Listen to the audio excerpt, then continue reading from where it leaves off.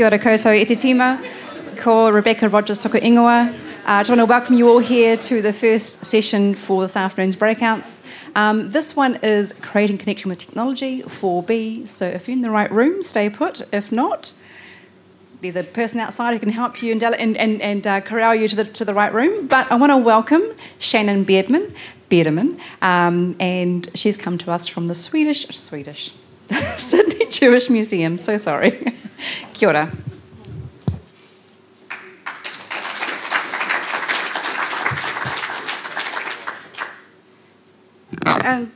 Thanks, everybody. Kia ora. I'd like to start by acknowledging the traditional owners of the land here, and as well as the traditional owners of the land where I live and work, the Gadigal people, and to pay my respect to any First Nations people here, as well as their elders, past, present, and emerging.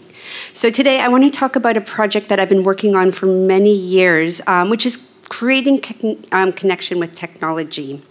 And first I want, for those of you who don't know anything about where I work at the Sydney Jewish Museum.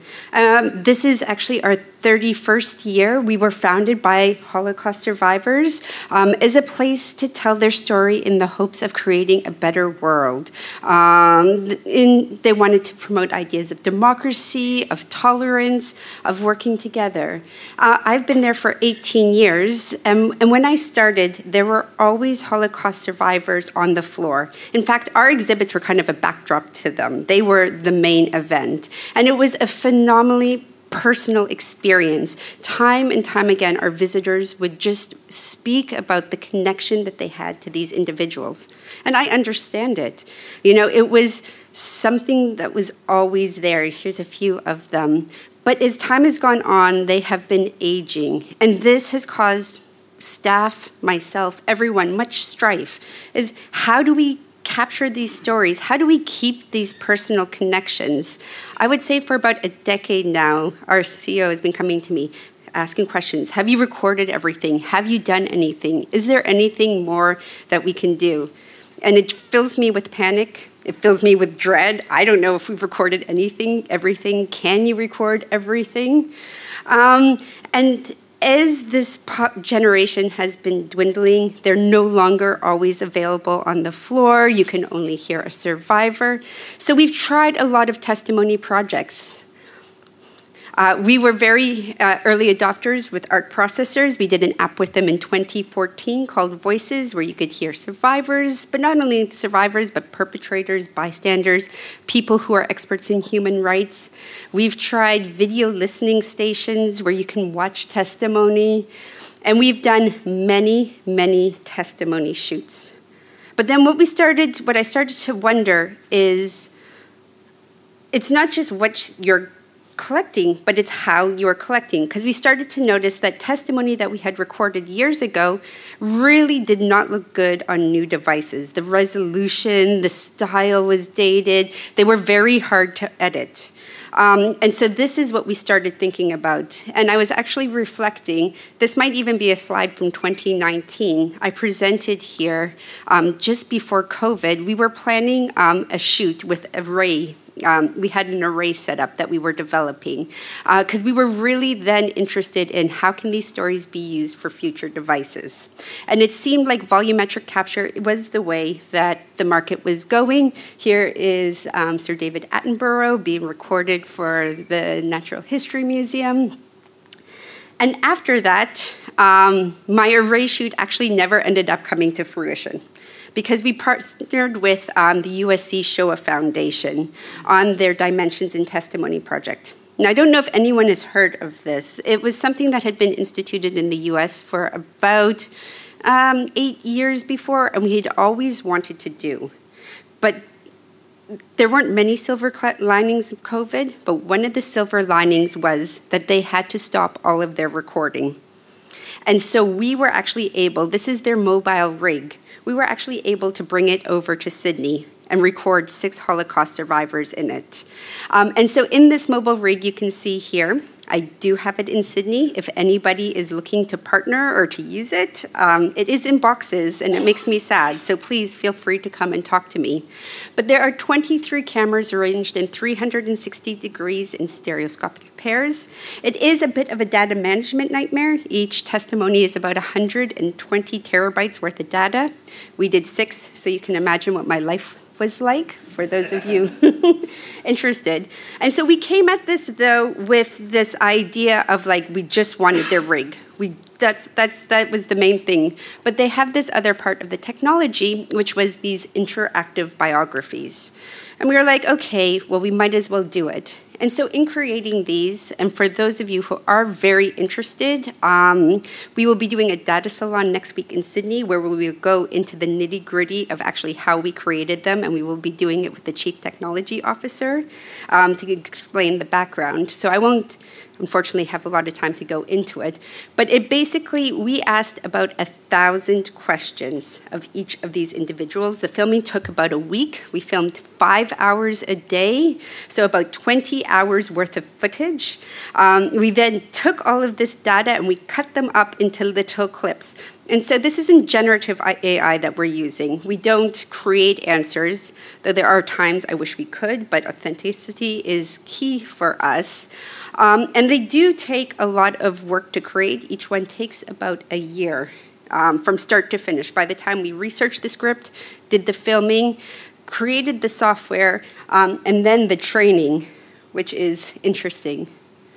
We've been beta testing, and so with this software, you do have to train each one individually. So the language, which is very interesting, it's got to be able to account for all different aspects, all different speech patterns. So, you might say, when were you born? I might say, what's your birth date? And trying to get the software to recognize this. There are a lot of different words. Like we would say, Olga, what happened when you were liberated? The general public doesn't use the word liberated, they use free. And so it really does, we try to ask the system about 8,000 or 9,000 questions just to be able to get it trained. You can reinforce the answers, but it does have to be done. Over COVID, we try to do it internally. You can't do it internally because you really need a diversity of, speech patterns, accents. The more the merrier. I'll play you a small clip of us testing. Oop. How do I press play? With these 1,000 questions, we have now fed this into an AI, somewhat like Siri or Alexa. So when you ask the survivor a question, it will pull the clip. Olga, do you believe in God?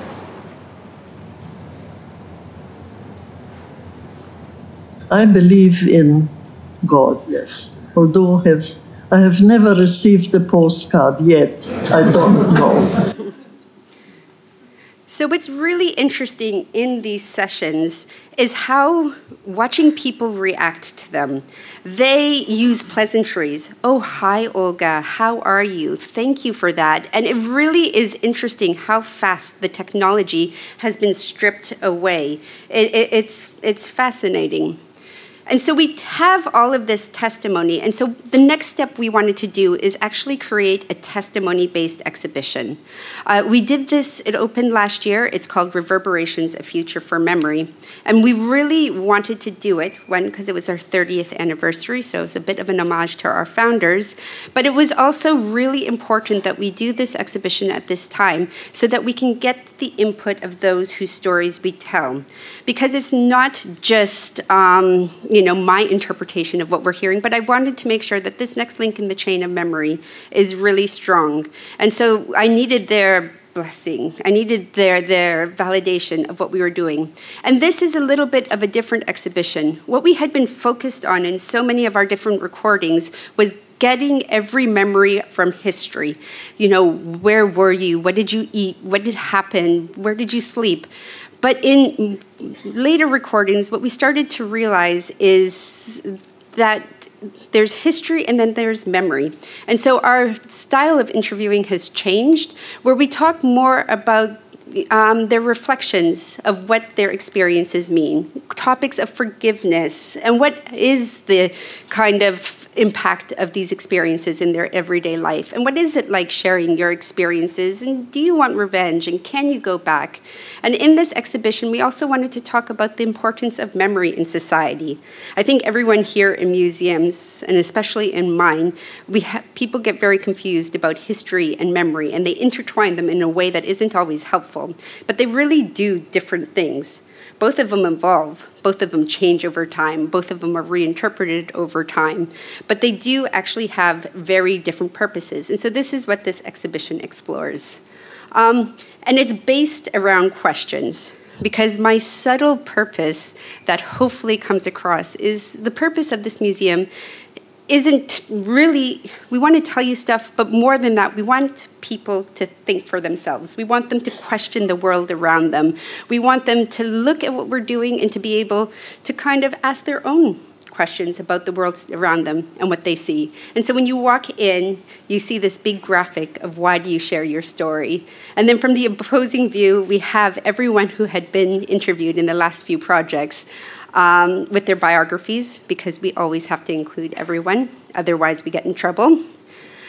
So it was interesting. We actually tried two different things. So we have this collective testimony viewing area. And this is a very traditional form of media. It's highly curated. I went through about 400 clips, and it's distilled around 8 different questions. Questions of forgiveness. Can you forgive? Did you want revenge? What is the enduring kind of impact of your experience? Is it difficult to share with people? And each question probably runs about 5 to 6 minutes. We really tried to keep them compact. And then visitors go through and they have the opportunity to use these interactive biographies. So there are 3 on display. And we used array microphones. So that's this dome thing you see right here. The array microphone, when you are in the audio fence, triggers the system. There is a bit of a lag that we have been working through. It's been a bit tricky for us, but it triggers the software and then it responds. So it really strips the technology away, I find.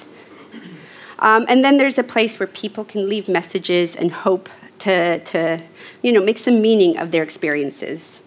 And so we've been doing some evaluations to see whether or not this use of testimony is actually making an impact. And it's been really interesting, I think, for us. People are actually really loving it more than I would have ever thought. I would say the biggest criticism that we've had is we don't actually provide any sample questions, and people hate that.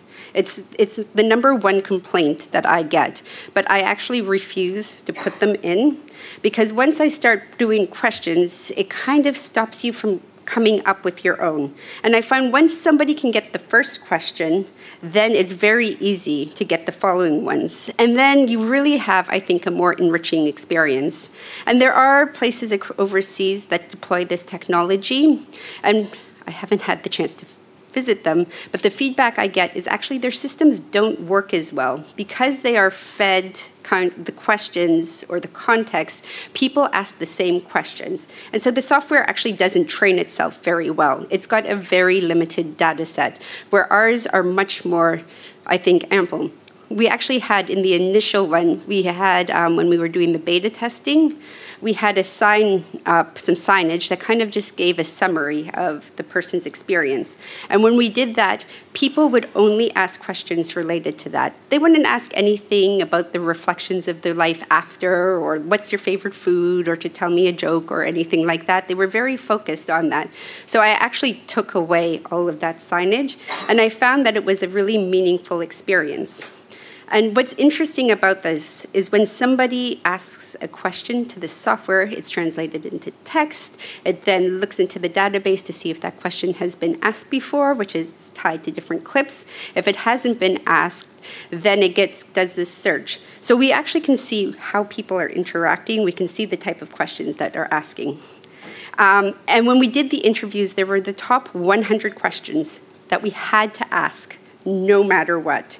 Now, this was brilliant because it forced us to ask questions that we probably never would have asked or would have been too scared. And so under the guise of this Shoah Foundation, we were forced to ask them.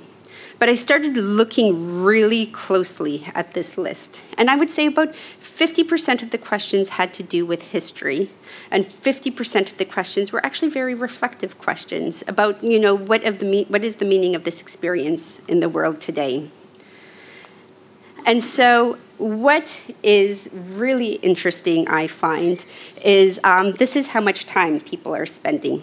So the gallery size is about 100 square meters. It's not very big, but on average, people are spending about 40 minutes in there, which is, I'm floored by and I'm really excited about.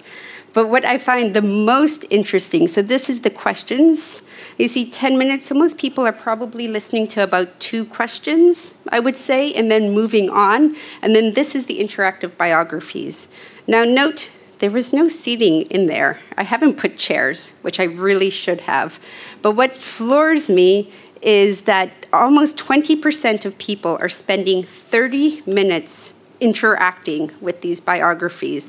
Like, that is absolutely crazy in my mind. I feel like people don't even take 30 minutes for lunch these days. And so the fact that they will sit and they will talk so long to these interactives, I think really points to the impact that they're having, and that, when people have the ability to explore content that is meaningful to them, that they really will engage. And I really do think that it is making a difference. Oh my gosh, I finished early. We do have the slide over, which is in at the moment, because in any questions I can roam with a microphone if you wish. I have a quick question about maybe the demographic of the audience around, have you got any sort of insights as to that group? So our demographic skews older. By far. We have so we get about 30,000 school kids. As of yet, this isn't really used in the classrooms because our priority is always putting people in front of actual people where possible. Like that is our mandate. And so this was developed probably for a future, when that isn't possible. Our demographics probably 50 and above.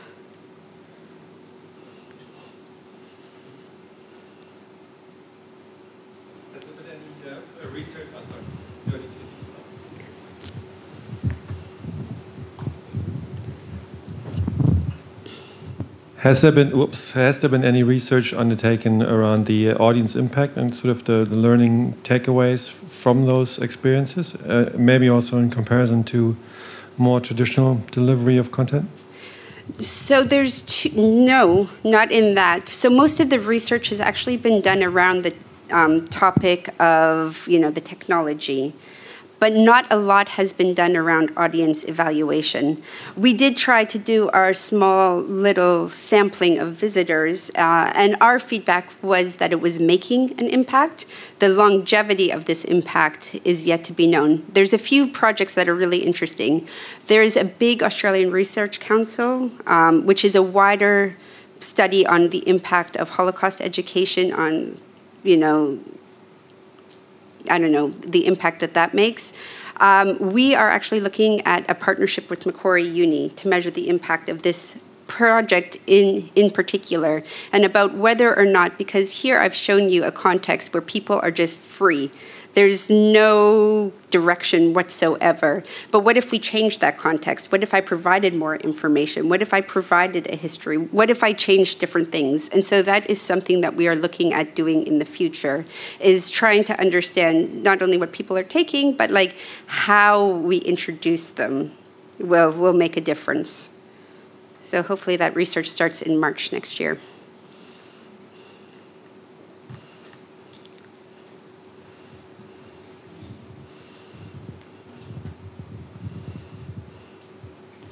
I'm not even sure if it's a question or just my brain's just going ping, ping, ping, ping. With all the stuff that's happening at the moment. Yes. And I'm trying to make sure. So you asked a bunch of questions. So you've got a database of questions and answers. And then if you get left field questions, yes, the AI constructs an answer. It does not. It never constructs an answer. So part of what we did when we did filming is we did a whole bunch of off topics. And so these were things like, that's a great question. I wasn't asked that. Please remember I was only interviewed for 1 week. It also says something like, that's a great question for a curator. That's a great question for a historian. That's not appropriate for this conversation, So we have a whole lot of these default answers that we can always go to. We also have like some yes, no ones. And I should say that being authentic to the voice is so important to us. So sometimes people ask questions and I don't know. Sometimes it's very easy to tell, like, oh, they mean this, or this is the same as this. If I'm not sure, I will actually go and I will ask the survivor, and I'll be like, hey, I have these clips, which do you think? Or I will ask their families. Sometimes people ask, have you been to Chile? And I'll call Olga up and I'll be like, Olga, have you been to Chile? And then and I'll put it to yes if that's it. And sometimes you just don't know. You don't know what the person meant. You don't know what the person would have answered. And so our default is to leave it. As long as the system rates itself, so if it's got a 75% accuracy rating, there might be some wrong. We acknowledge that. It's a resourcing question of how much effort we are going to put into correcting all of these answers as well. I can just say that, I guess. Also got one slide over. Oh, because it goes in. I just also wanted to ask as well, with just as it's been mentioned in some other talks today as well, with older generations passing and that information being lost. For younger generations who are not as aware of World War II and the Holocaust, and what sort of contextual stuff do you have to introduce a younger generation to attract them and just spark that interest to illuminate what you're sharing here? Yeah, so I'm very lucky. So if I were to travel this, it would be a lot more difficult as an exhibition. In my museum, it is fairly comprehensive. Our school program is actually amazing. As I said, we get about 30 to 35,000 school students a year. About 85% of students in New South Wales visit us at some point in their life. And they have a 3-hour program. I think our educators do a wonderful job. So they do get a lot of context before they visit this exhibition. You're filming volumetrically, but you're displaying single point view. Yes. What are you doing with the other 360-degree information, and are you going to put it into something else? Yes, so storage, it's now stored. That's a whole other problem, digital preservation, which I'm looking forward to, kind of hopefully improving our strategy around, because it is hard. It's a lot of data that we have. We have done some tests. We did, I don't know if anyone's familiar with a looking glass, one of those devices. So we did manage to process about a 3.5 minute clip for that. And that worked all right. We went to Microsoft to get a quote to process an entire 3-minute clip volumetrically, and they gave us a quote of about 15,000. And so we said, thanks, but no thanks. Right now, that's a little bit too expensive. So at the moment, it's all just sitting in preservation. So hopefully there's a day where the devices and the processing power is affordable to us. Well, that sort of segues to the last question. We are running out of time. Have you any plans for any alternate ways of sharing the biographies, maybe online or like online? Yeah. I would love to do it. So you can actually, this is all done through the web. So you can do a lot of this online.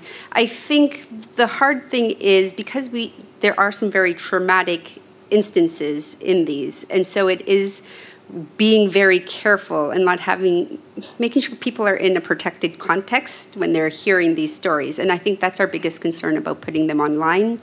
The ones with the truly traumatic stories, we actually didn't put in the exhibition because if you stumbled upon some of this content, it could be very distressing for people. Thank you very much, Shannon. Thanks. Thank you. So the next session in this room is the First Nations Knowledge and 21st Century Technology. Otherwise, you're going to be either next door, down the hall, or in Soundings.